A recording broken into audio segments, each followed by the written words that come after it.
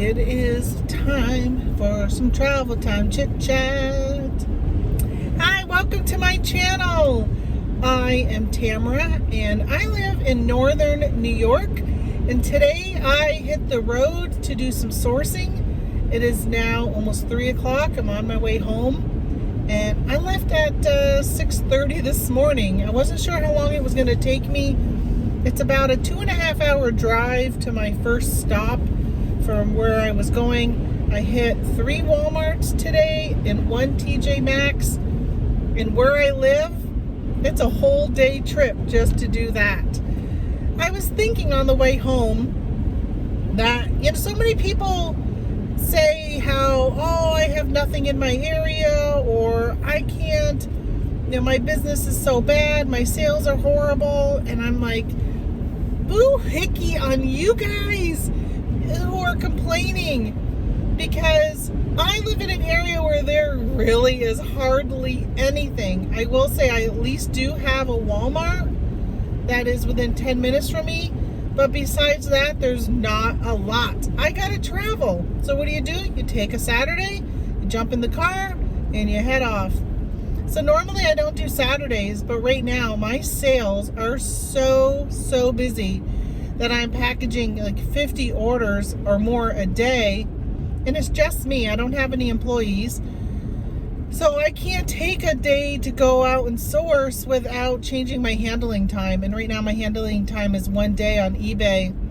And I'm actually, Amazon considers me 1 day because I've been shipping everything within 1 day. So when it says the estimated delivery and stuff, it shows sooner because they know that I usually ship within a day. So I took off today and said I'm gonna go and do a sourcing trip on a Saturday because I didn't have to ship 12 today. miles ahead Oh, on sorry. the road. Sorry, GPS. Slow traffic.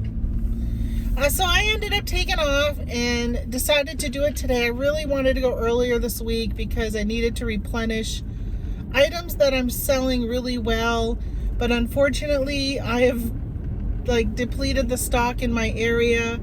I mean, it's the point where I'll go and buy 20 of something, like I'll clear a shelf and I'll put them up on Amazon and they'll sell within a night, and the next day I'm shipping those 20 items. It's just really busy. Things are selling. Crazy things are selling. I put some sales on my eBay store. I have some items that have been sitting around for years, and I decided to go ahead and put them on sale, 30% off. And I have sold like over $1,000 worth of those items, and most of them are smaller dollar items. I'm just really excited. I have some collections of items like Funko Pops and stuff that have been sitting there since last summer, so over a year. And I just sold out of all 3 collections of Funko Pops. I'm just so excited. You have no idea how excited I am. So I'm like, all right, if you live in an area and you're thinking you don't have anything, like thrift stores, I got crappy thrift stores. By the way, I'm going by Fort Drum right now. If anybody is familiar with Fort Drum, that's what, if you see out my window, that's what that is. So this is where I am, in the Fort Drum area, but this is where I have to travel. And this is even Fort Drum area is a small town. Even though it's a military base, it is not a really large town. For me to go to larger, I'd have to go to Syracuse, which is a 3-hour drive for me to hit Syracuse. But where I live, there's not much. But I'm still able to find enough stuff to source. You just gotta be creative, and you gotta continually go out and look for stuff. That is the trick. So I wanted to make sure I kind of talked about that today, and I love to do these travel time chit chats. And when I left the house today, I was gonna do one, but it was too dark. It was pitch dark out, and the camera wouldn't have even picked me up. So I thought I'll wait till it gets light out, and by then I was actually at my first stop, so I didn't get a chance to do a video. Well, I shouldn't say I was at my first stop because I didn't get there until 6:30, 7:30. I think it was about 8:30, maybe 8. Yeah, actually I got there at 8 o'clock. I think I actually left closer to 6 o'clock because I got to the first place. It was 7:59. because I think it may have opened at 8, because it seemed like the person that was parked next to me when I pulled in was sitting there waiting for the door to open. Because we still have really short hours here in our area. I'm pretty sure they're only open from like 8 to 8. Maybe 7 to 8 if you're like 7 to 8 is that like special shopping time or whatever. I don't know. But whatever. So I went to the first one and I didn't find very much of what I was looking for, but I found something different that I wasn't looking for, and I bought a lot of them. I'm hoping they sell. And then I went to my second Walmart. So I was looking for 5 particular items. And I went to my second one and I had a couple. There was one item I'm looking for. I didn't find any at all out of all 3 Walmarts I went to. My last Walmart that I went to is in this Hodunk farm town. And it's just a really, really small Walmart. Although they do have a grocery section. But 2 of the items I was looking for, there were not even like empty areas. Like I don't even know if they carry them at all. I don't think they even carry them because I couldn't even find where they would have been. And I looked and then I left and then I actually went back before I decided to check out just to look again, and I still didn't see them. So I don't even think they carry those, which is really, really odd. So I ended up deciding to stop at TJ Maxx also, and I did okay there. That place was so busy, which I know. I don't like to shop on the weekends because it's busy, but then you add in Christmas time and it's even more busy. I went in for one specific type of product. I grabbed a lot of them. I'm really excited about that. I did really good with that. And then I went and didn't really take time to look for other stuff, which I know, like I wish I would have taken time to look at the hats, the winter hats, because I've been doing really well on those. But I didn't take the time to do that. So I'm on a road. I think I've only been on this road once before. It's kind of neat. I'm somewhat new to this area. I've only been here for 3 years now. But like traveling out and hitting up these stores, I think that's my only second time going to that Walmart I just went to in a town called Louville, they call it, but it's Lowville, but they call it Louville, something like that. This whole area pronounces towns wrong. Like they got in Norfolk. I think I've mentioned this before. They call it Norfolk, but it's actually Norfolk. It's F-O-L-K, not F-O-R-K, but they call it Norfolk. But there's no R, like it's folk, F-O-L-K. And then there's a Madrid, but they call it Madrid, not Madrid. It's called Madrid. And what's the other town? Right turn onto US Route 11. See, I gotta turn onto US 11. So then there's a town here called Oswegatchie. And it's next to another town called Augsburg. But then if you take, there's this route I take, and you go like an hour south, and you got another town called Oswegatchie. So I don't understand how they have towns I've noticed that here in New York, that they will have towns named the same thing in 2 different places. Like they came out of, like they couldn't come up with other names. And even state parks, there's 2 on US Route 11. There's 2 Robert Moses state parks in New York. Like really, why? You can't rename one? Why don't you like rename one of them? Why do you have 2 parks named the same thing? One's down in the New York City area, and the other one is up here near Canada, which is where I am, up near Canada. Just crazy. So I'm not going to talk much about reselling today. So if you're here to really listen about reselling, then you can stop listening now.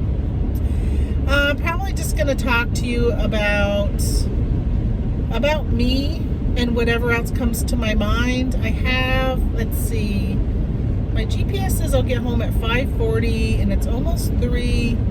There's no way it's 2. I think it's about an hour and a half away from where I am right now. So I have about an hour and a half. I don't know if I'll talk to you that whole time because I don't know if I have enough to say.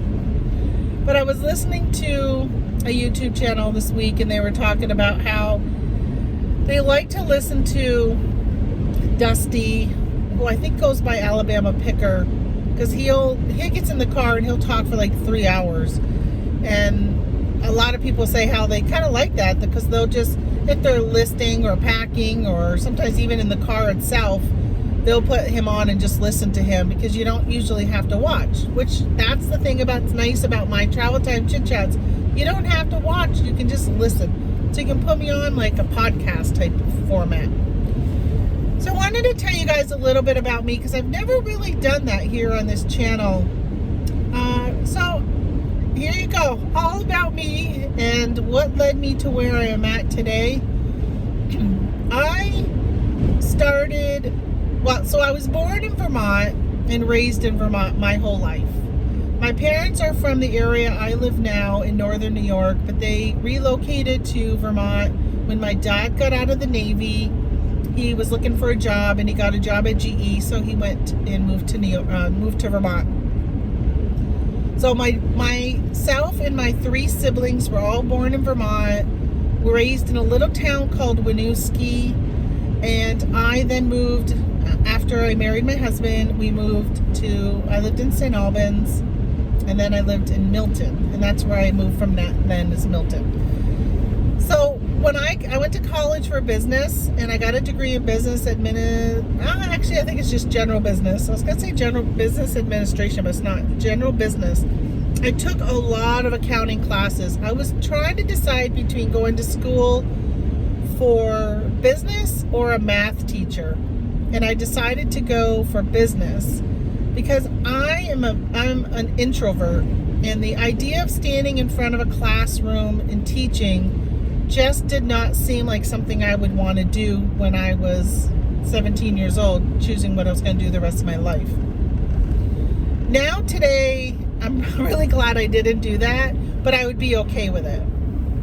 So I ended up going to college for business, and I stayed at home and went to college locally at a college called Champlain College, and graduated from there. And then I went to work at the electric company, and I'm giving you my whole life history here. Went to work at the electric company in the accounting department, and I loved it. It was with numbers, and I had to sit there and try and find if something was off by 3 pennies. I had to find the 3 pennies, and I just loved that type of work, using Excel spreadsheets. And it was fun. The only part of my job I hated so much was I worked in the accounts receivable, but so let's say if you're gonna dig, they always say use dig safe. Or if you were in a car accident and your car, hold on, I'm gonna turn off my pause guidance. There we go. Now hopefully that won't keep interrupting us, because I know the way home now. So I used to have to call. So if somebody got in a car accident and they hit a telephone pole, then I would have to call if your insurance didn't cover or that kind of stuff, because back then you didn't have to have insurance. So a lot of times people would get in accidents and stuff. What was the worst was when the accident resulted in fatality, and then you were calling the family members to try and collect that bill from somebody, maybe their son died or something like that in the accident. It was just horrible. I hated it so much. And we had this one company who constantly dug into our underground wires all the time. I'm like, call DigSafe. Like, why do you keep and they never paid. And really, Green Mountain Power is who I worked for. They didn't go after them. It was ridiculous. So it's funny, when I moved to a town called Milton, I became very familiar with this family and who they were, and all I kept thinking about was how much I remember trying to collect from them, from that family's companies. They owned a bunch of companies, real estate, construction, all that kind of stuff. Excuse me. So I worked there, and then I had my first child, and I wanted to stay home with her so bad. That that was a tough decision to go back to work, but financially it was something that we really had to do. And then my second child was born a couple years later. And both of my children, I had a hard time conceiving. I had to take fertility drugs and stuff for them. I was told that I wasn't going to be able to conceive the first child. I needed to have some surgery. And I don't know, surprise, I got pregnant, and like 2 months later they called to remind me about the surgery or whatever, and I was like, oh, cancel that because I'm pregnant. So that was exciting. So then I had my second child, and I wanted to stay home again so bad and just raise them, but financially it became an issue. Well, we had bought a new house in between all that, and it was a beautiful, beautiful colonial home. And thankfully I had an amazing husband who said, you know what, all right, let's sell our house and let's buy something cheaper and let's get it to a financial point where I could stay home. And at the time, I owned a business called Everlasting Gift Baskets. I have always wanted to own my own business. And I was really like the idea of gift baskets because I like that something other than being like flowers. If you wanted to give a gift to somebody back then, there wasn't a lot. And it was when the internet first started. And I remember going on the internet and getting wholesale catalogs sent to me and being so excited that I could sit and, I had stacks of catalogs, and I would sit there and look through them and figure out like who I wanted to order from to create my baskets. And then I also started selling teddy bears that you could buy different outfits for, so like a soccer bear and a get well bear, that kind of stuff. It was fun. I had a lot of fun with it, but I was also working a full-time job, and so it became a lot of work.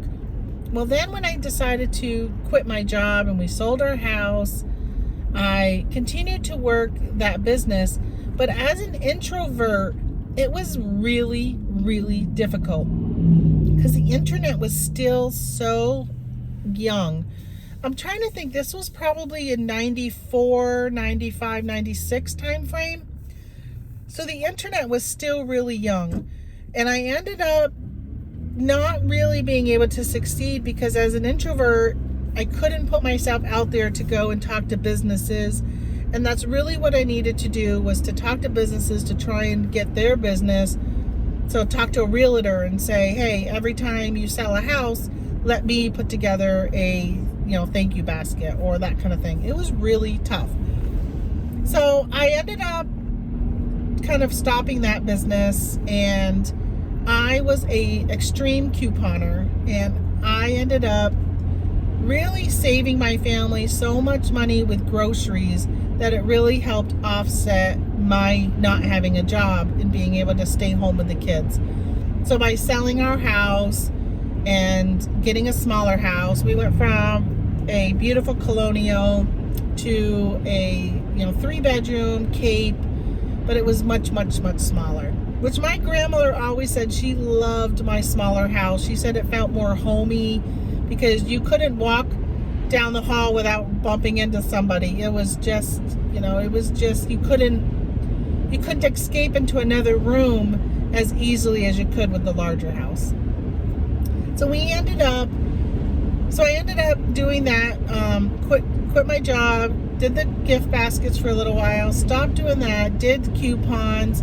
But I did a lot of volunteering as my kids got older. I was my daughter's Girl Scout leader. I ran a 4-H club. We ended up getting chickens and goats and turkeys. And speaking of goats, we got 2 goats. I did not realize that one of them was pregnant. And one afternoon I went out to take a look at the goats, feed them or do something. And I noticed that one was acting kind of weird inside the barn, which we made our own barn. We took, what are they? So these wooden crates that motorcycles are delivered in and snowmobiles. My husband went to this place and they were giving away all these wooden crates that these things are made out of or shipped in. And he took them and stacked them on each other and then put a roof on and turned it into our barn for our goats to be able to run into and stuff.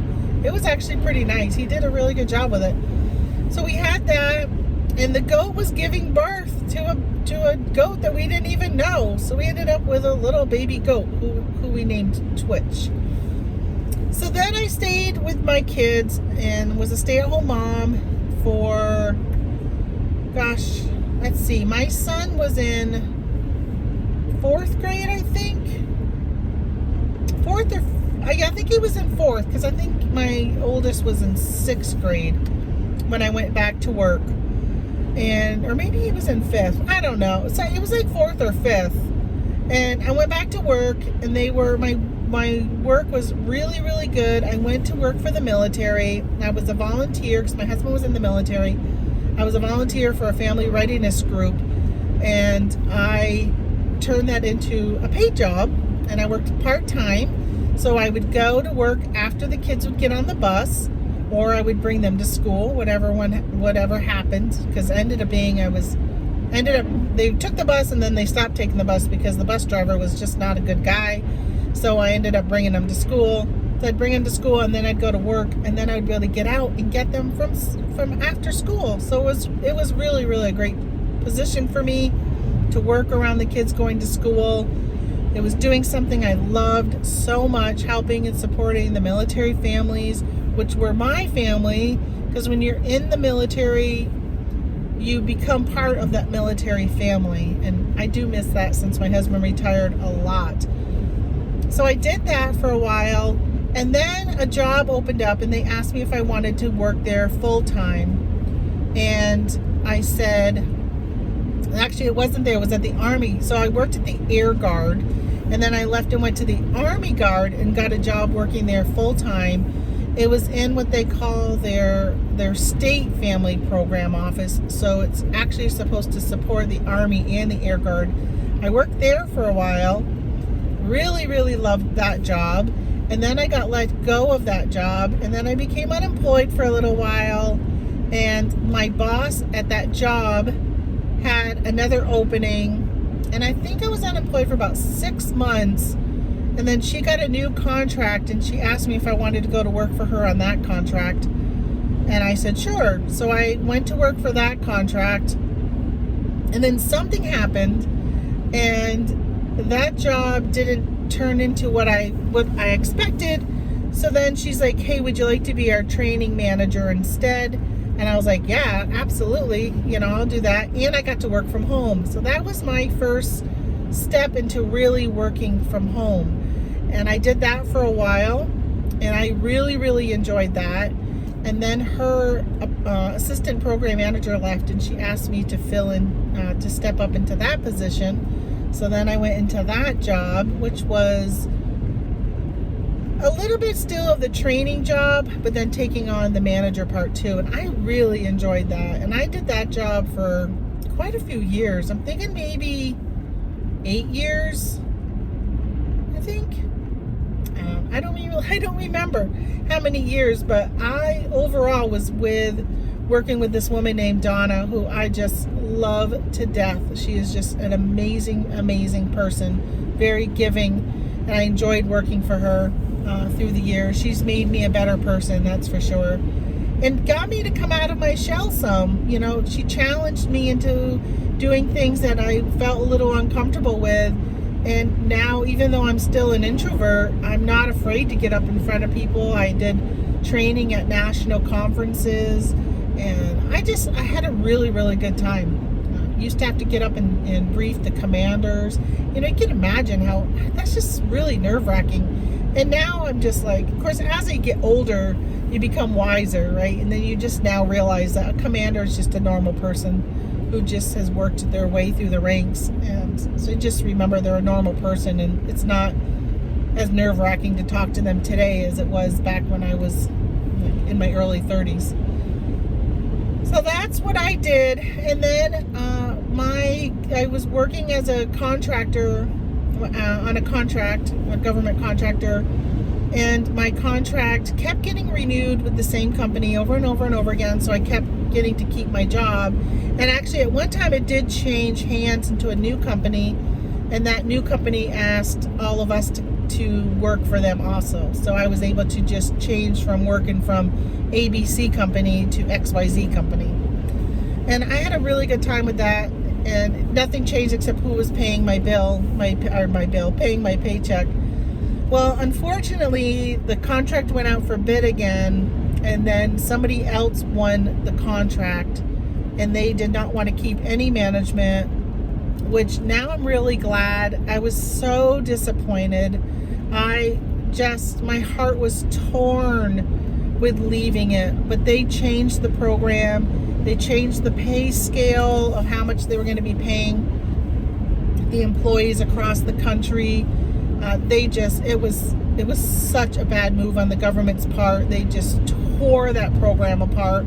And that program was there to support service members and their families during deployments, before and after. And we are still deploying people all the time. May not be as many as we were during like the Iraq War, but there are still people in Afghanistan. There are still people that are deploying to help with hurricanes and just other parts of the country. We're sending people all over the world. It's not just in war-torn areas.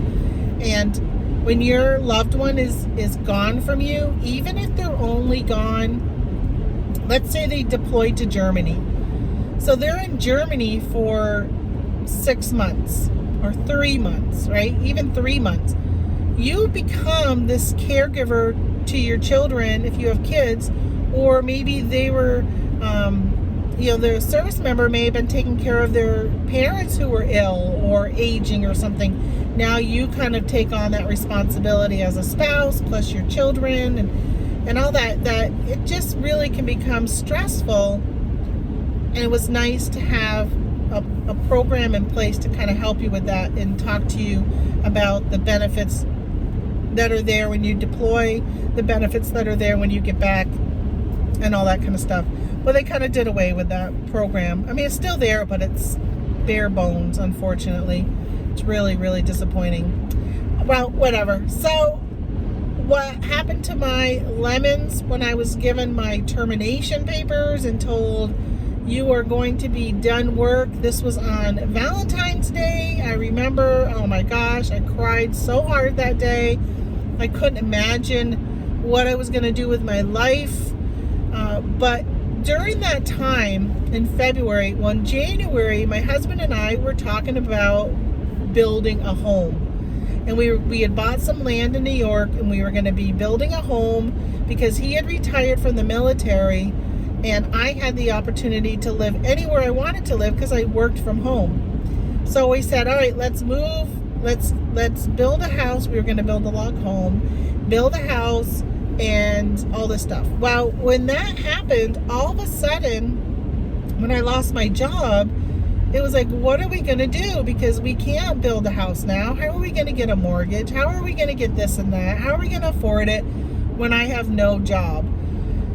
Well, I had been selling some stuff on eBay leading up to us getting ready to move.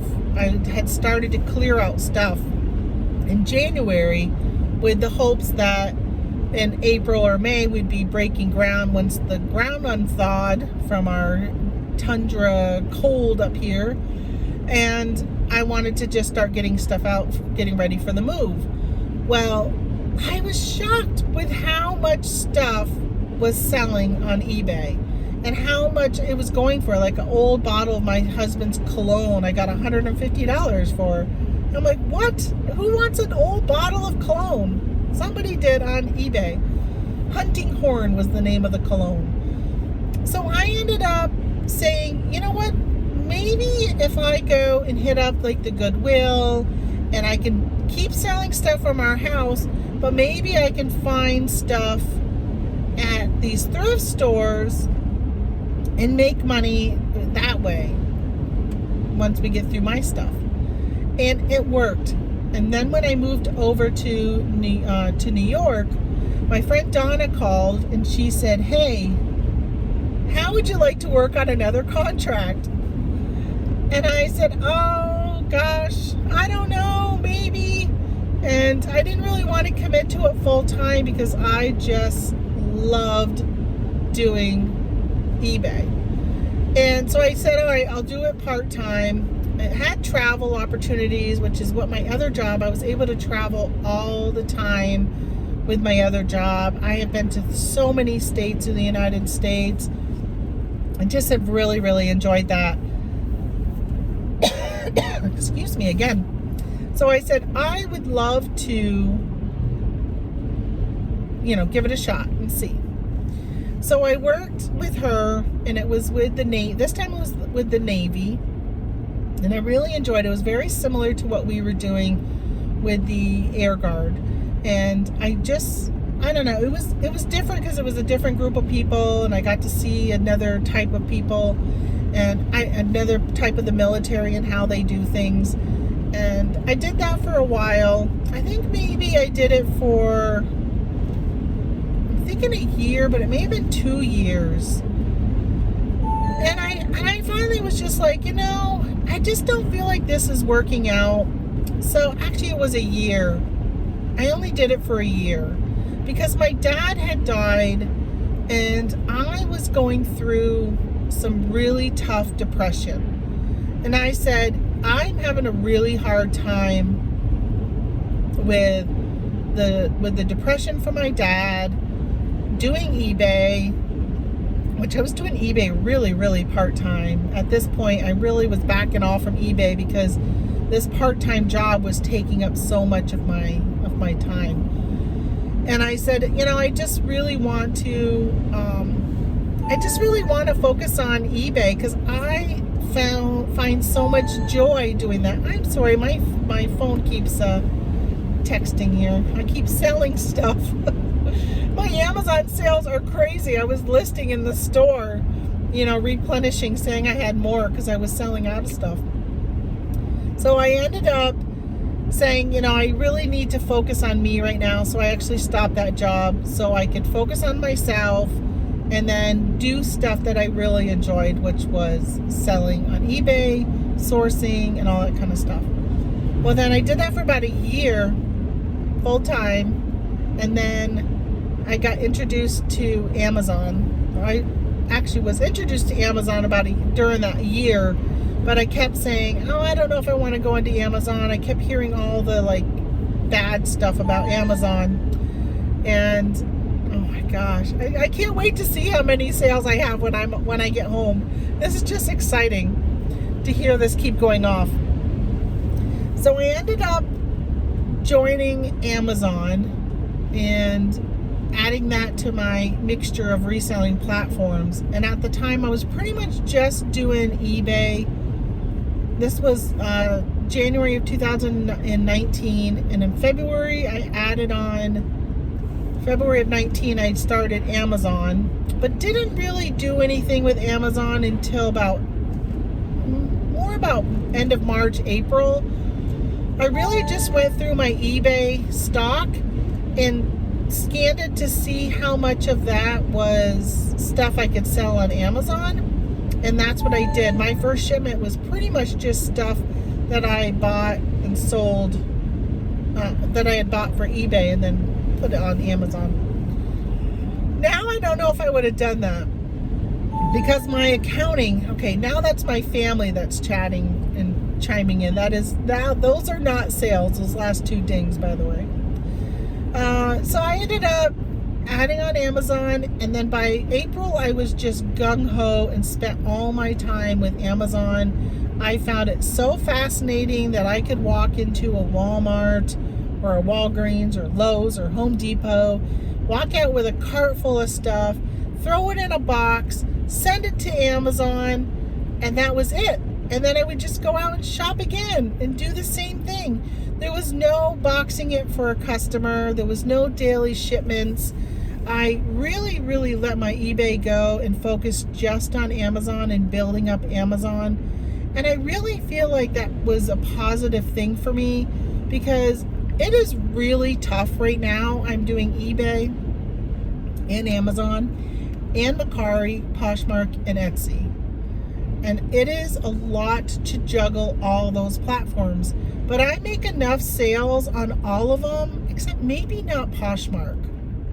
I probably easily could drop Poshmark and not feel like it hits my sale total at all.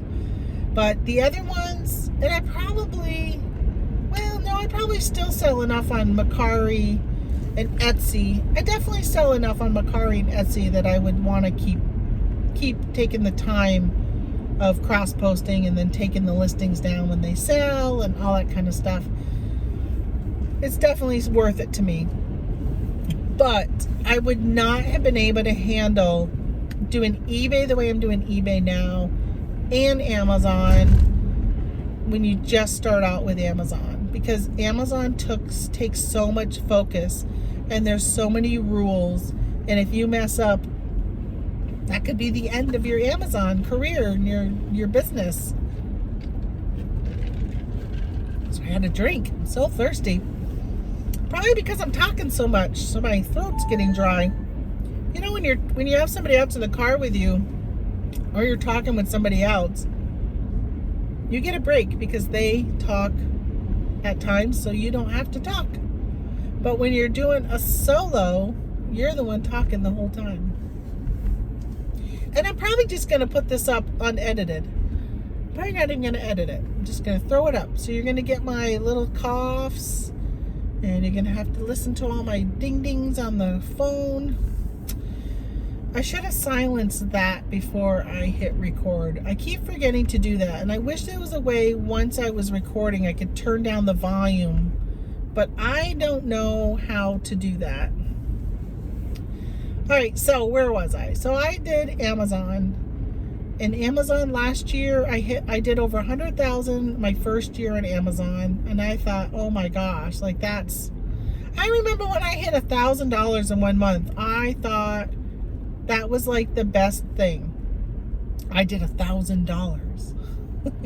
When I hit $10,000, I thought I was king of Amazon, doing $10,000 a month. And now that I've been in it a little bit more, I see what people are doing in their sales and how successful some of them are. It's just crazy. The potential that you can make selling, and not just on Amazon, but on eBay too, is just, oh, I love it. I love it. I love that if you want to bust butt and work hard, you can make really good money reselling. You can make full-time career stuff with it. So I can tell you that my husband has a retirement, and we pretty much solely live off from my reselling income. They got some pretty, like, you know those barn quilts? So I just went by this hardware store in a town called Governor, which invented the Lifesaver, by the way. Just went by they have a big, huge, like, model Lifesaver container. Yeah, somebody, I don't know if they invented it here, if the person invented it that used to live here, or if they used to manufacture it here. I don't know. There's something about Lifesavers. Well, they have barn quilts that are so beautiful. I want one for my house so bad, but they're so expensive. I just saw one that was a cardinal. I am just infatuated with cardinals. Like, I just love cardinals so much. I love birds. Birds are just beautiful. Almost as much as I love Grogu. If anybody knows who Grogu is. Who is, by the way, the baby Yoda. His name is Grogu. Well, so now my husband and I, we ended up, I kind of skipped a little bit to say that, so what happened with the house was we ended up deciding not to build the house because we weren't going to be able to do everything we wanted to do. Well, meanwhile, as my tears were drying up from losing my job,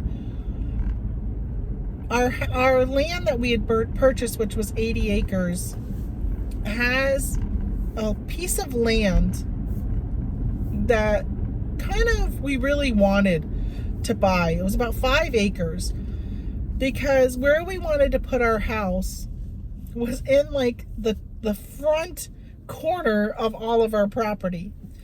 And we were worried that if we put our house right there, that somebody easily could put a house right next to us because it was close to the property line. And we didn't want that. We really wanted to live in the country and didn't want neighbors. And we had kept talking to the guy who owned that property that we really would love for him to sell us just those 5 acres, because his house was down the road and around the corner, and he had, his house was over there, and he owned this little piece of property. So he didn't really need that property. It wasn't close to his house. Well, he hemmed and hawed, and he's like, well, we might be selling our house. And we said, hey, if you go to sell it, can you subdivide that and sell us those 5 acres? And he wasn't sure, but he said he would think about it. And he says that a lot of it would depend on who's going to possibly buy his house, whether or not they really want all of that land, or if they're okay with, only getting 15 acres and not 20. So my husband kept saying, hey, we should look at this guy's house. And I said, Tony, his house is so big. We are looking at downsizing. We want one level living. We're thinking about future when we're old and not being able to do stairs as easy. I said, I don't want his house. It's 2 stories. It's just too big. Well, we looked at the pictures online, and they didn't do a very good job. So his house had been on the market for a year, and he still hadn't answered us about selling us that land.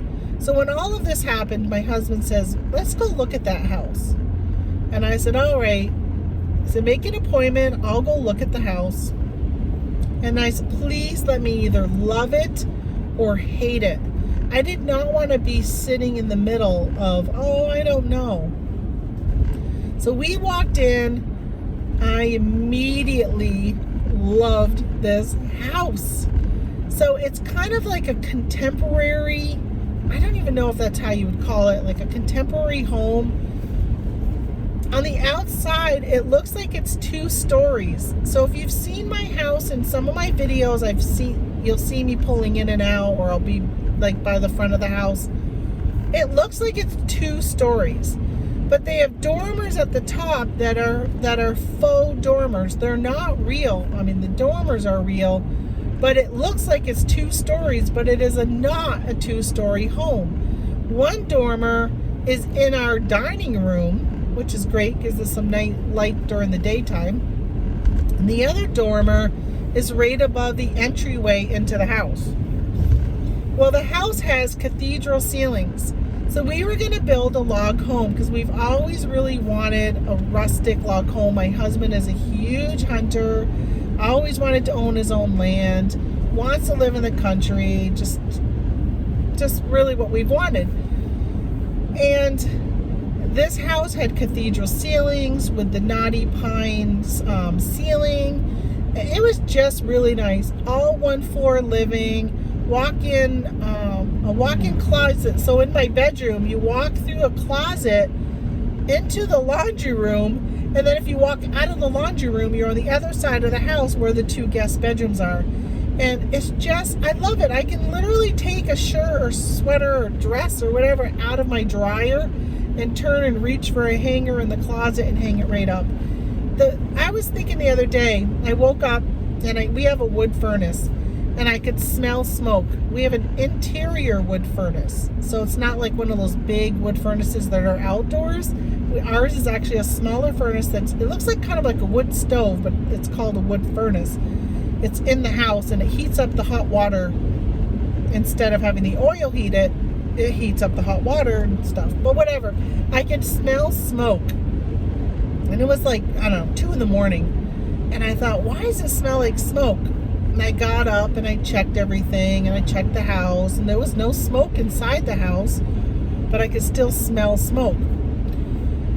And I went back to bed, and I'm laying there and I'm thinking, what if my house catches on fire right now? Like, what if our house burnt down?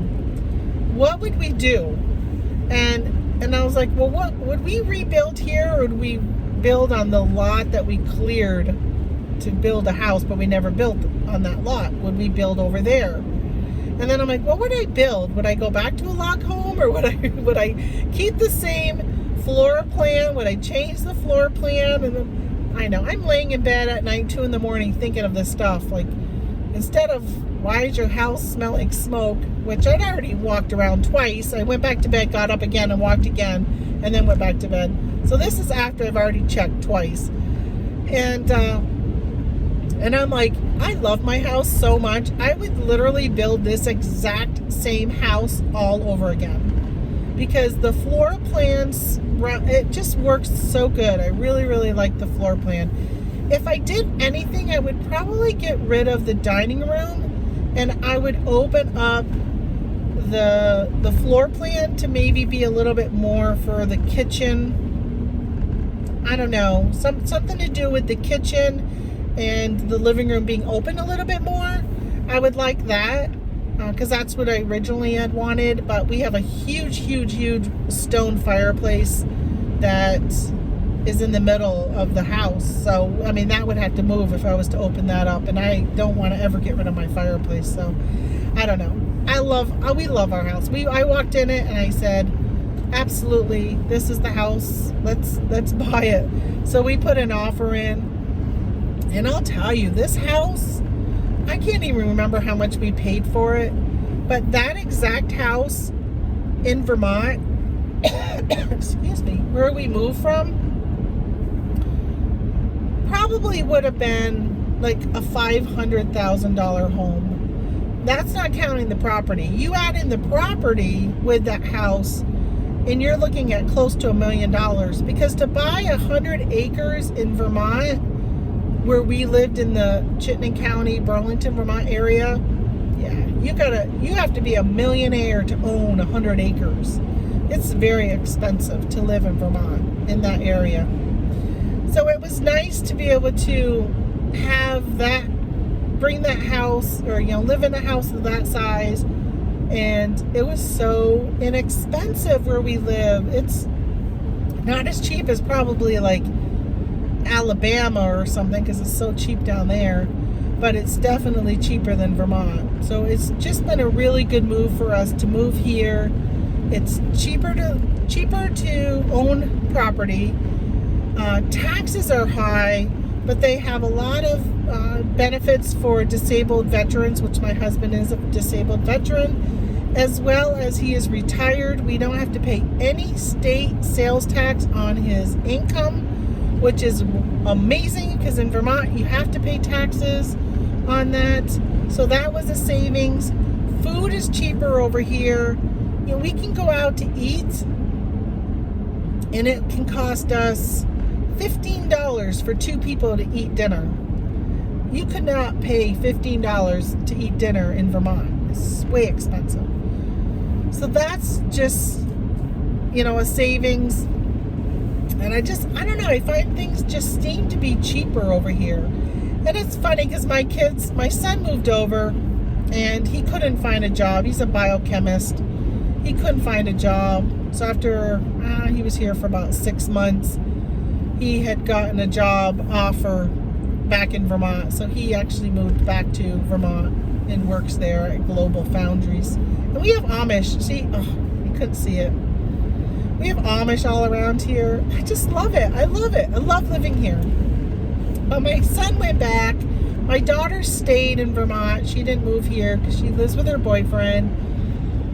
And we had talked about moving in different areas, and we decided that we like this one because we're only 3 hours from our kids, so we can still go and visit them. We could go and see our grandkids when they come. Which now that probably won't happen, because my daughter doesn't want any children, and I don't know, maybe with my son, we'll see if we get lucky. But I like that we are close to family, that we're still like close enough to be able to go see people, see my in-laws, because they're back in Vermont and all that. But yes, I love it. I love it here. I don't care for the cold as much, and I definitely don't like the taxes. Gas prices are high. That's probably, like, I would say the biggest complaint is the gas prices and the cold. I don't like the cold, but I also don't like the heat in the south, because we looked at moving to maybe West Virginia, North Carolina, in the mountain area, and Tennessee. But man, it gets hot down there in the summer. I do not do well with the heat.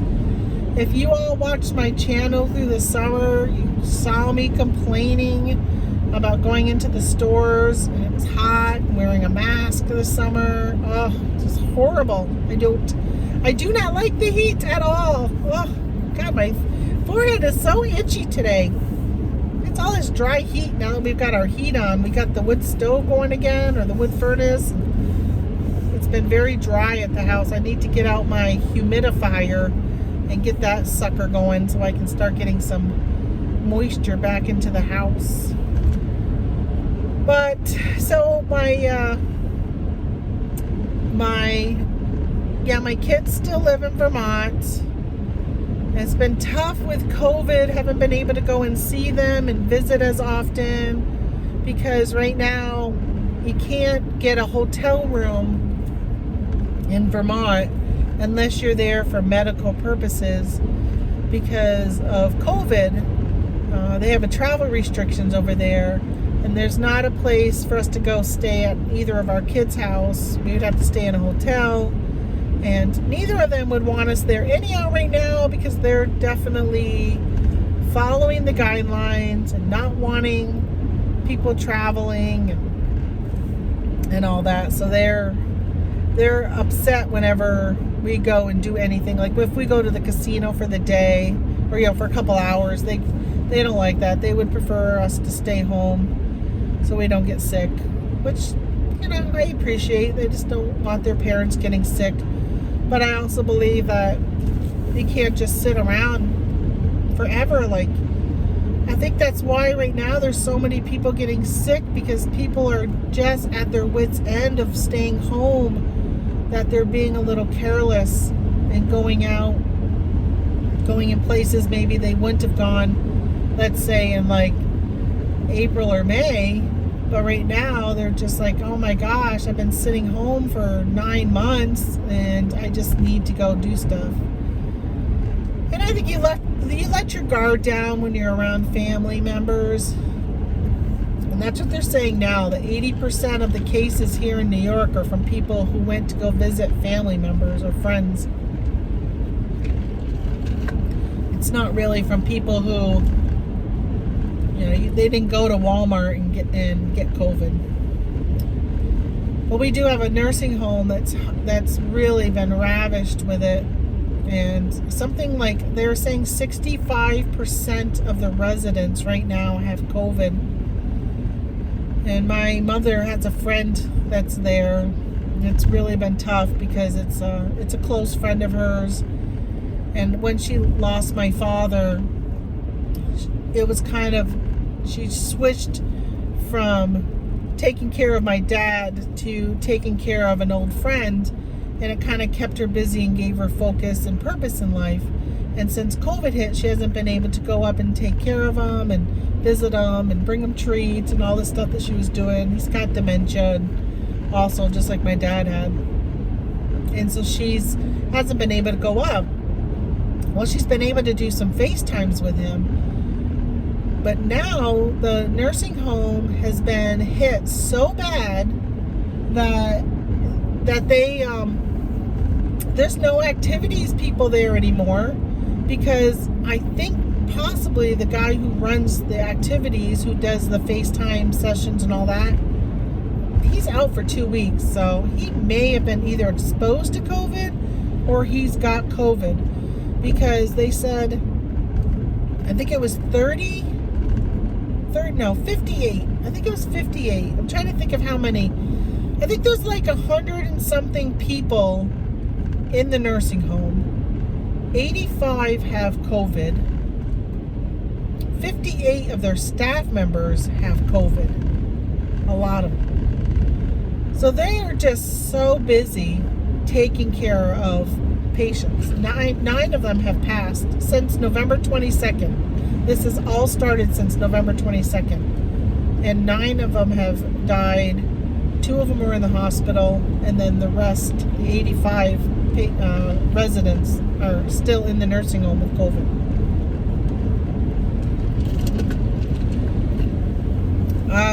It's bad. It's been pretty bad here. The numbers are just off the charts. I remember in March and April, May, we would have like 13, 14 people in the whole county, and we were like, oh my gosh, there's 14 people with COVID. I just remember thinking it was so, like, that was so high. And now we're at like 250 people in the county have COVID. It's a lot of people. It's really a lot of people. I don't know what's gonna happen. I guess time will tell. So that's my life history. I got my 2 kids.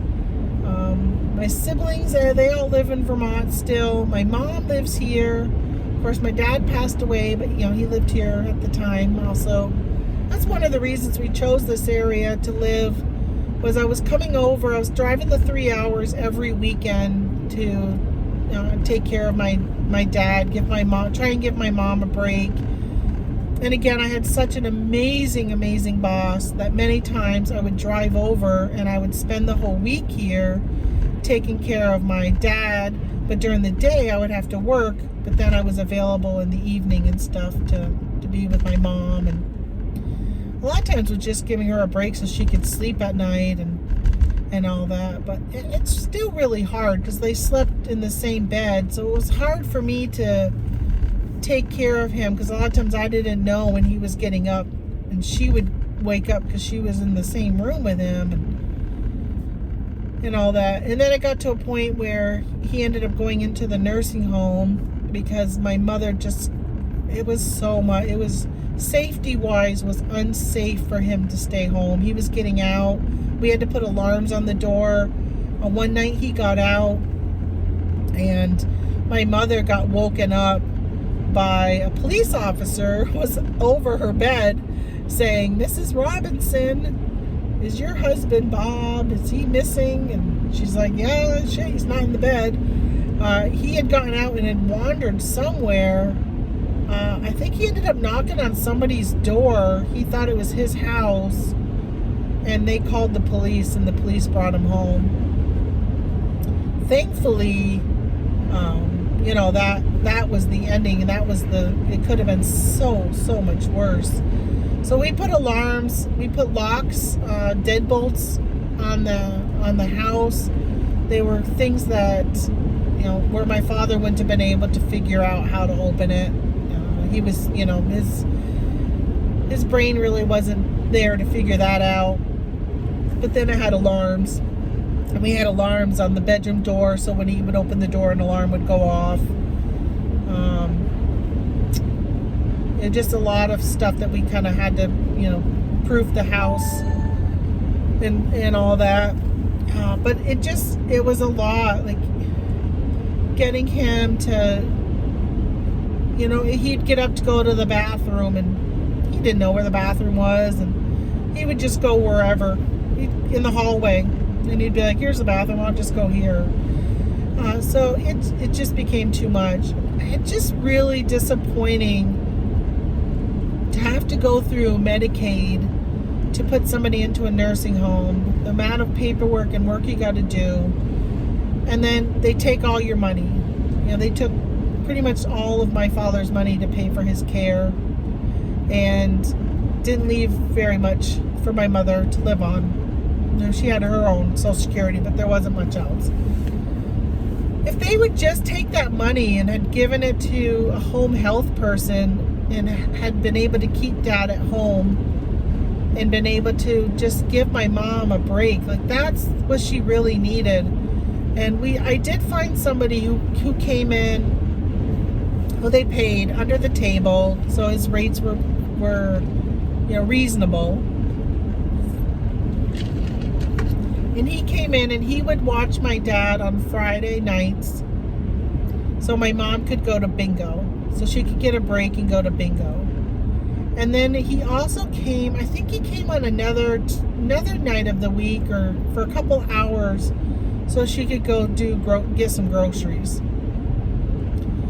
And so I would go to bingo with Mom at times when he was watching my dad. I'd go to bingo with Mom.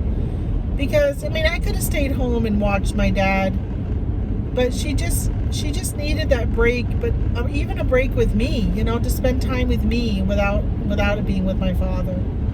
And couple deer right there on the side of the road. Alive, ones that are alive, not dead ones. So it was, nice having that, but we couldn't afford to have this person come all the time. And, so it got to the point, and even my father said he also started getting really aggressive and, just so out of character for him. He was just always was a very loving, like very caring person. And he started getting really kind of aggressive. At times my mother would FaceTime me and she'd be like, you got to talk to your father. He was like really irate and yelling and he was, one day she called me and she's like, talk to your father. He wants me to call the police because he said, I don't remember what it was he was doing, but I don't think he thought he was at his house, or I don't remember what it was. But I talked to him, and for some reason he would hear my voice and it would be instantly would calm him down and he'd be fine after I would talk to him on FaceTime and let him know that he was okay and he's home. I think he started to get to a point where he couldn't remember like his adulthood. He kept thinking he was younger. So when he was saying he wasn't home, it's because he kept thinking about when he was a kid, that was his home. And I think that's kind of what I got out of some of the stuff he would say. And at one point when we put him in the nursing home, he actually had said he was going to school that day and was getting ready to go to school. He had to go walk to school. So I think he was just in thinking of those younger times in his mind and stuff. So I don't know. We used to be able to take him out for the day and we'd bring him home and bring him for a ride and all that when he first got in there. As he progressed, it was too hard just to get him to know how to get into the car. It got to a point where he couldn't even figure out how to sit down, how to get in and sit down. I hope that they find a cure for that someday and get, where if you start to show signs of dementia and Alzheimer's, that there's something that can just stop it in its track. Because even if we could have just stopped my dad's and maybe not improve, but could have just stopped it and had him at that level the rest of his life, that would have been doable. We would have been able to handle that. It's just as it progressed and progressed. And I remember him saying he didn't want, my throat is so dry. I'm sorry, I keep sipping. And I'm down to hardly anything left. But I remember at one time him saying that he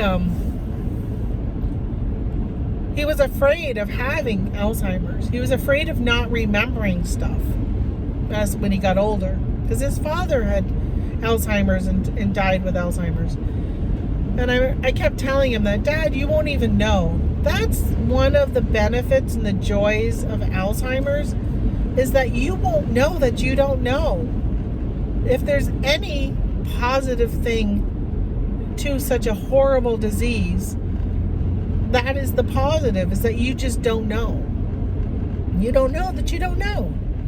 And I said, but just know that we'll know, and we'll know who you are, and we'll love you no matter what. So that I kind of found comfort in that.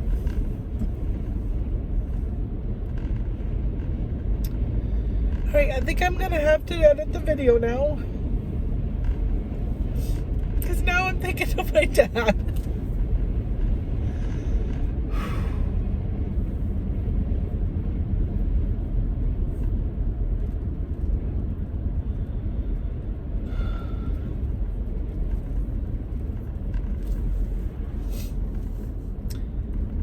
Alright, I gotta think of something else to talk about.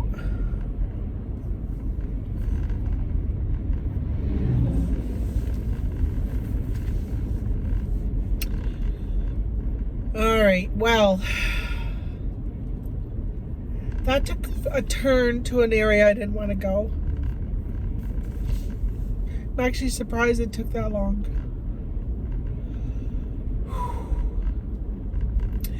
All right, come on, Tamara, think of another topic. What else can I talk about? So I am about, let's see, 30 minutes from home. I've talked to you guys for a whole hour already. Oh, all right, so we have a lot of poachers in our area. A lot of people have been shooting deer at night. We've been hearing gunshots. And our neighbors are really just fed up with DEC, which is like the, your game wardens here in New York, because we haven't called yet, but our other neighbor, I say neighbors, I'm talking like a mile radius. We hear gunshots and everybody's out in their cars driving, trying to figure out who shot, where they shoot, trying to catch whoever's doing it. We did catch some this summer. I say we, not us, other people we heard that had gotten caught. They shot 2 really, really nice deer. My husband is a very strong advocate for deer management, wildlife management. And him and our neighbors that border our property, they have a pack on, what to shoot and what not to shoot, and just really ethical type of stuff, which I really appreciate. And I'm so glad that we live next to people who think like my husband thinks. So one night last week he called and he said, hey, he called my husband and said, hey, did you just shoot? And it was like 8 o'clock at night. We're like, no, it's 8 o'clock at night, it's dark. So my husband says, no, not me. He goes, I think we got another poacher.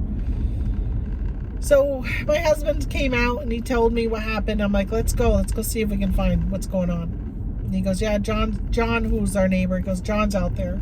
I say neighbor is like down the road, around the corner.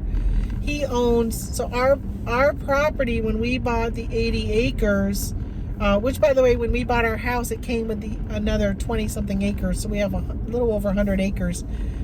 Well, the property was bigger. I think it may have been close to 300 acres, and it got subdivided. No, it wasn't that much.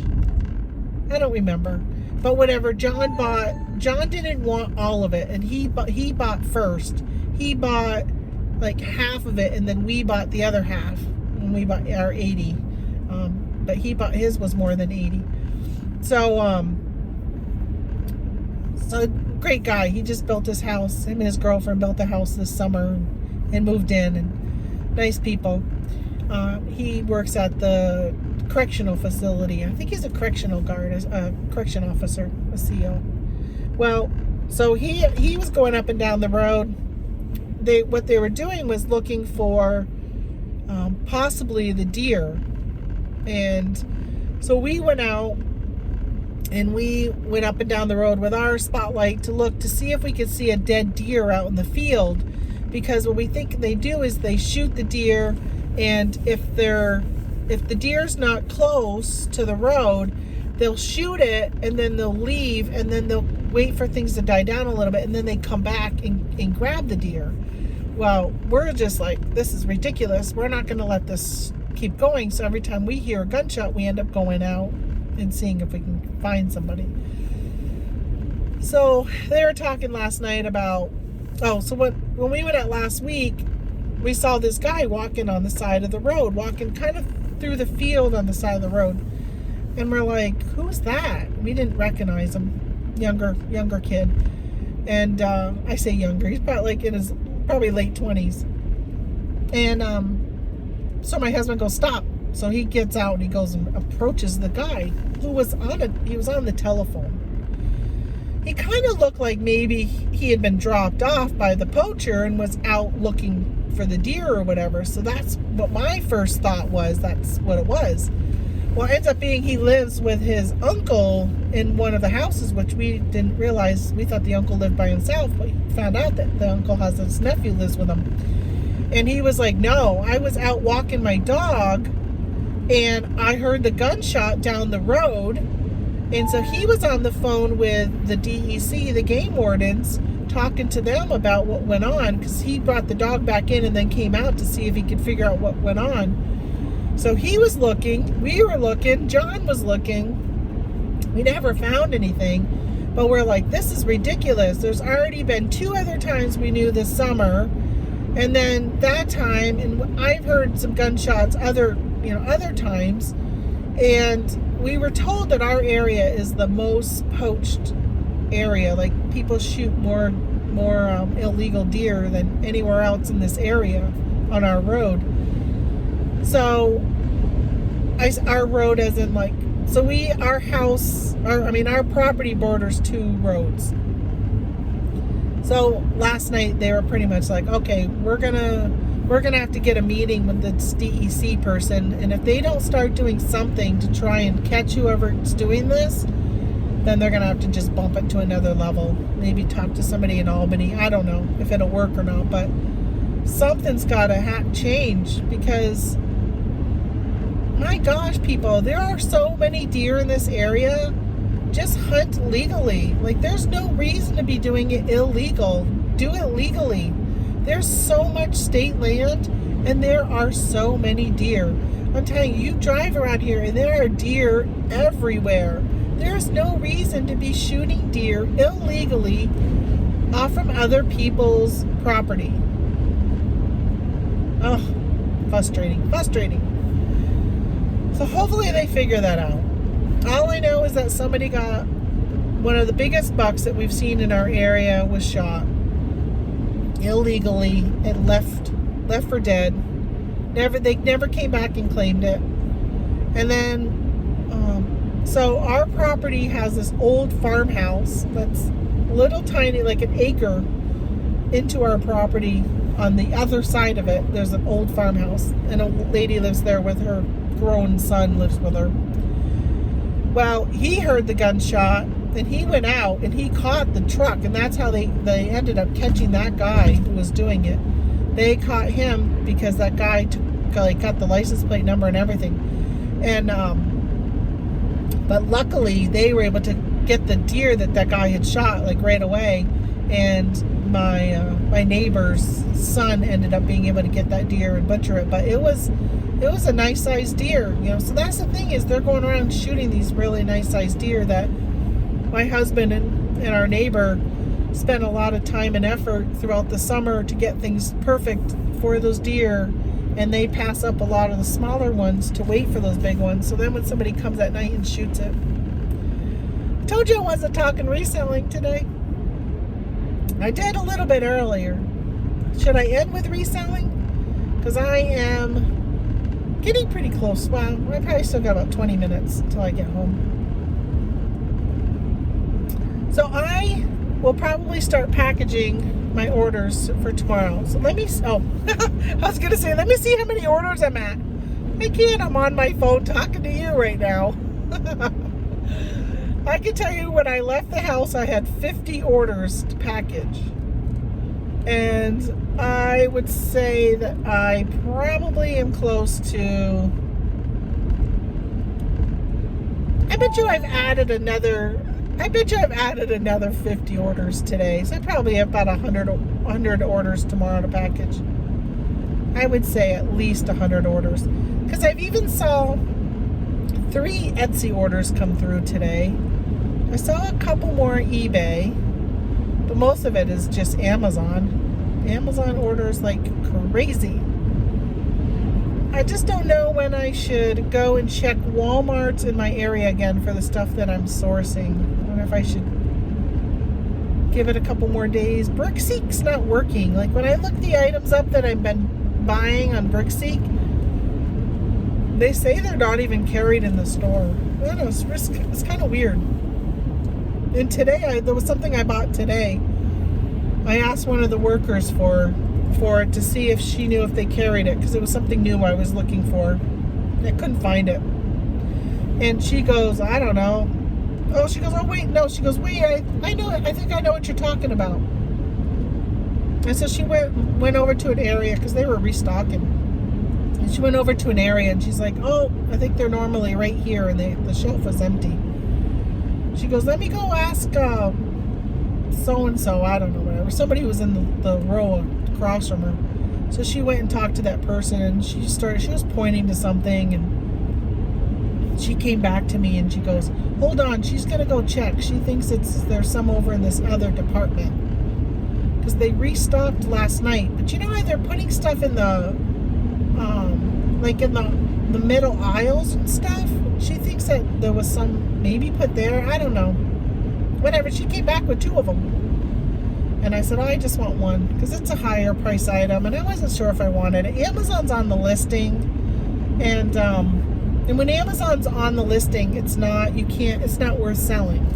But when Amazon drops away, which they drop away constantly, then it's worth selling because the price more than doubles. And the problem is that we're now on December 5th. So my thought is we only have about 10 more days or so before you have to do everything expedited. And I said, well, I'm only going to grab one because if Amazon, like the thing with Amazon is you never know if they're going to fall off the listing again or if this time they got in 100,000 items and now they're going to stay on forever. You just don't know. And if it's not a seasonal item, I don't know. So I figured I'll buy this one and I'll hang on to it. If it doesn't sell by December 20th or whatever, I'll return it. And I don't really do that ever. I can't even think. Oh, I did it this summer with baseball cards or basketball. Baseball. I'm trying to think of. I think they were the baseball cards. I had bought some basketball cards. I ended up selling them, but somebody had told me to buy these certain baseball ones too, and I bought those in football. Should not have bought any of those. I still have a few of them left, but I did return some of them. And it was my first time ever returning something that I bought to resell that didn't sell, so I returned it. So I figured this time around, I got it. It was $45. And I don't want it. If it doesn't sell for Christmas, I don't want to hang on to it. So I'll probably return it if it doesn't sell. But I only bought one. And that's the thing, like, I was so busy today going in and out quickly, I didn't take a look and scan new stuff. And, thankfully I belong to a great group of people who share when they find things that are profitable that, I can say, okay, yeah, I'm going to go buy one. How threatening is it for me to pick up one? And it's like a group of 10 of us. But there was something else somebody shared, and I was able to find 3 of them. Paid $9 for it and sold it for $58. I listed it in the store, and within a couple of hours I sold all 3 that I found, and I was only able to find 3. The other 2 stores didn't have any of them. Kind of a bummer. So now I got to figure out, when do I go back and find more, because I'm doing like over $1,000 in sales a day, which is really good for me. So I'm at like $5,000 in sales on December 5th for the month. That was pretty good. So if I can keep that going, I would love to keep that momentum going until at least like the 20th would be awesome. But it's hard when you live in an area where there's not a lot of stuff to keep restocking. But I also know that I don't know. I feel like, well, there'll be something else I'll find. There'll be something else that'll be worth it, right? I mean, you think about it. You buy stuff. There's always somebody looking to buy something. So if you find that the Christmas stuff is starting to dry up or you can't find it, then you just switch your focus and say, okay, what else is people buying? What else are people doing? And then, well, what else are they going to be doing next, right? So what happens in January? There's New Year's resolutions. There are people who are going to be on diets. So you're going to be looking for diet stuff. So people will be like, oh, I'm going to start counting my carbs, or I'm going to do the keto diet, or I'm going to start working out. So look for exercise clothing. Look for exercise gadgets. Look for gosh, food scales and measuring cups and anything like that that you can tie to a anything that you can tie to a New Year's resolution. So people, oh, I'm going to get organized. You're going to find closet organizers or things to put in people's cupboards to organize their cupboards. Let's see, what else? What else do people say I'm going to do? I'm going to lose weight. I'm going to get organized. What else do they do? Right?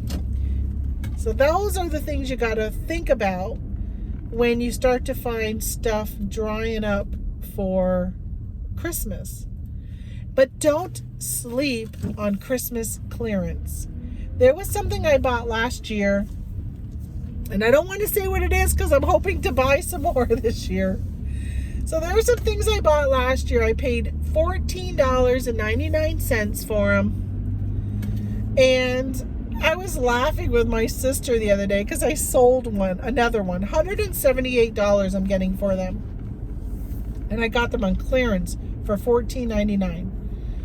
I think I bought 12 of them, and I got 2 left, and I had to hold on to them. And I remember some people lowballing me because I threw them up on eBay and Amazon, and people were lowballing me, and I was like, no, I'm holding out because I knew that I was selling some for the full price, and they did. I mean, it's one of those long tails, you know, the whole, do you want the quick nickel or the slow dime? It is definitely a slow dime, but when you can make, I don't know, $130 on an item after fees and shipping, that's pretty good. So look at those. Look at your clearance items. I bought some Christmas lights last year on clearance, and surprisingly, some of them sold through the summertime too.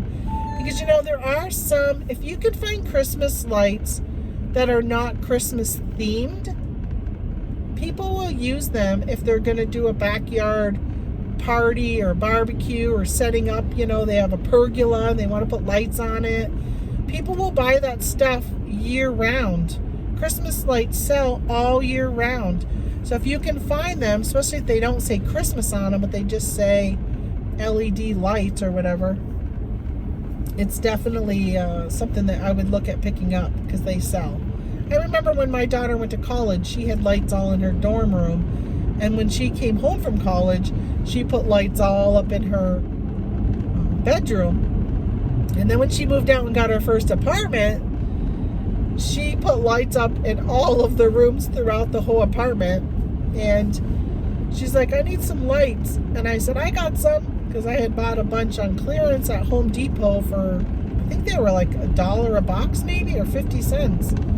And I said, I got some for you. So I gave her some. So pick up those things on clearance because they sell year after year after year. And then anything that is red at Christmas could also be used at Valentine's Day. So don't be, you know, kind of thinking that wouldn't work for Valentine's Day. So think about that. Also, I like to pick up stuff I can use in my business, like tissue paper.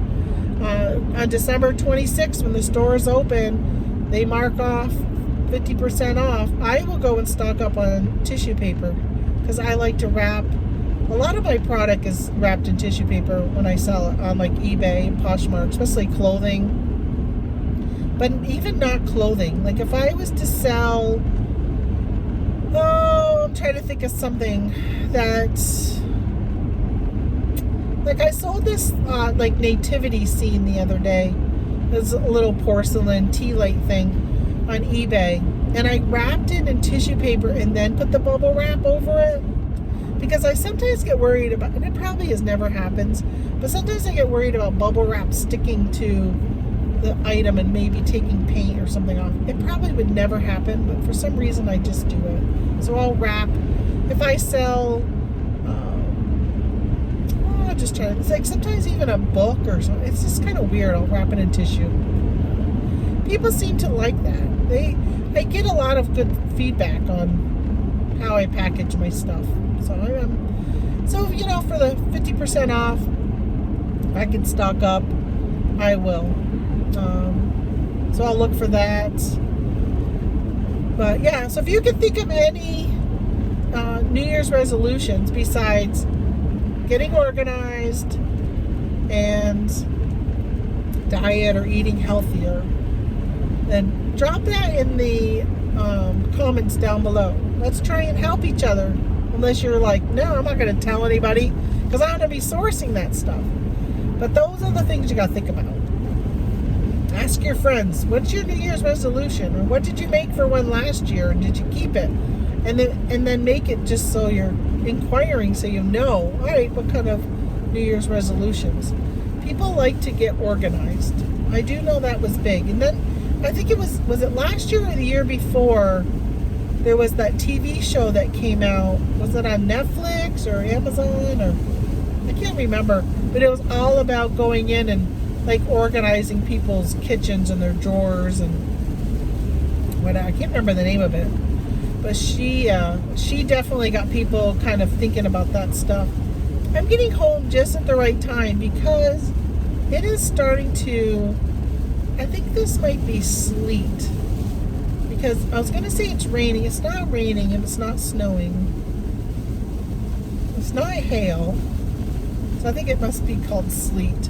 I found out sometimes I would be like, oh, it's hailing. But hail only comes down when it's, I think I remember hearing this on the news, that hail only comes down when it's warm out. It won't hail when it's cold. That's when it would be sleet. So think about when you're having like a thunderstorm, like a hurricane, or not hurricane, but a tornado. Hail will come down before the tornado, and most of the time it's warm out. It's not cold like it is right now. What is it right now? 34 degrees out. And that would be why it is sleeting out.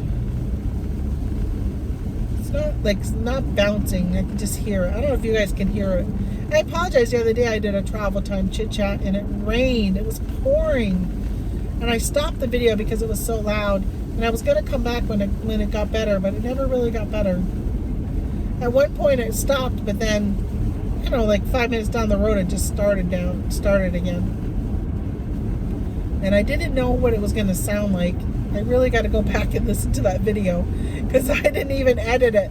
I literally uploaded it right from YouTube, right from my phone, right to YouTube. Doesn't even have a thumbnail, I don't think. So I really do have to go back and listen so I can see how loud that was to see if I should. I'm going to leave it up, but if it's ever raining like that again, it'll tell me whether I should just make sure I keep the camera off or not. I love this travel time chit chat. I wish you guys would give me more ideas of what type of stuff to talk about, because that's my biggest challenge is what do I talk about? I wish I had somebody in the car with me where I was doing this, because then they prompt you with like topics. I'm literally talking for an hour and a half to myself. That's what it feels like. I feel like I just talked for an hour and a half to myself. I don't know why I enjoy it so much, but I do. I enjoy doing this. I am so close to home. I'm so excited because see how dark it's getting? So I left at 6, getting home at 4. It's 4:12 right now. And I gotta unload my car. So what I did was I bought some totes at my first Walmart. And as I was listing stuff in the store, when I got to the car, because thankfully it wasn't raining today, when I got to the car, I put the stuff that I had listed already on Amazon into one tote, and then the stuff that wasn't listed into another tote. And I got multiple totes. So I got multiple totes of stuff that's listed, and then multiple totes of stuff that's not listed, because there were some things that I picked up that are going to go on eBay, and then one tote has like some gift. I picked up a few things of gift items. Look how dark it is. I hope a deer don't pop out. I'll have to look and see if my husband, he might be hunting. My father-in-law and brother-in-law are over, and I gotta figure out what to feed them for supper. Well, not my brother-in-law. So my brother-in-law, he's got a friend over that came yesterday, and they sleep at a camp. So when we first bought this house, when we first bought the land, we put a camp on it, which is just a shed, like a double-sized shed. And they got bunk beds, and it's got a stove, and it's got a heater and generator and all that. So my husband used to drive over for the 3 hours and would spend the weekend here hunting or whatever and then go home. Well, now when we have overflow, or in this case, my brother-in-law, he loves to come. He stays at the house sometimes, but he loves being at camp. So he's been at camp for the last week. He just comes to the house to shower and clean up. But he likes hanging out here, and he has a friend that just came over. And hold on, I'm going to look and see. I don't think my husband is hunting. I didn't see his car or his Jeep. I'm just looking because my father-in-law sits right here in this area. Just going to see if he's got any deer that I can see. Slowing down. He's probably going to say, somebody drove by really slow. Probably that poacher. Yeah, so they stay at camp. So my father-in-law was at camp until yesterday. He came to our house and he's going to stay at our house. I don't understand it. I guess something about guys in camp, because they have a nice, clean, warm house to stay in. They choose to stay at camp. They just love it. I don't know. Whatever. They get to go do their boy things. There's some deer. Oh my gosh. There's 3 deer literally just ran out of my driveway. Oh my gosh. I love it. Oh my God. I gotta tell you how much I love it here. I love living here. Oh my gosh. I wonder what spooked them. Well, there's my father-in-law's truck. Although Tony usually drops him off at his stand. I don't know. Let me see if he sees. See if I can see my husband's Jeep here or not. No, so he must be out hunting. He's not in the driveway. Not unless he's in the garage. I yelled at him the other day because he was hogging up my parking spot in the garage. His Jeep is in the garage. So he is not out hunting. I have to tell him that we just had 3, but none of them look like bucks. Look how dark it is. Oh my gosh. All right, so thank you so much for watching. Thank you if you hung out for this last 1 hour and 32 minutes. I appreciate you hanging out with me. And if you're not subscribed, subscribe. And I don't know if I'll edit this video. I don't know. I don't really want to edit it, but I was crying like a big flubbing baby. So I might edit that out. I don't know. So if you hear me say I cried like a big flubbing baby and you didn't see it, that's because I edited it. But, all right. I'm going to let you guys go because I'm sitting in my garage and I got to go potty. All right. Talk to you later. Bye.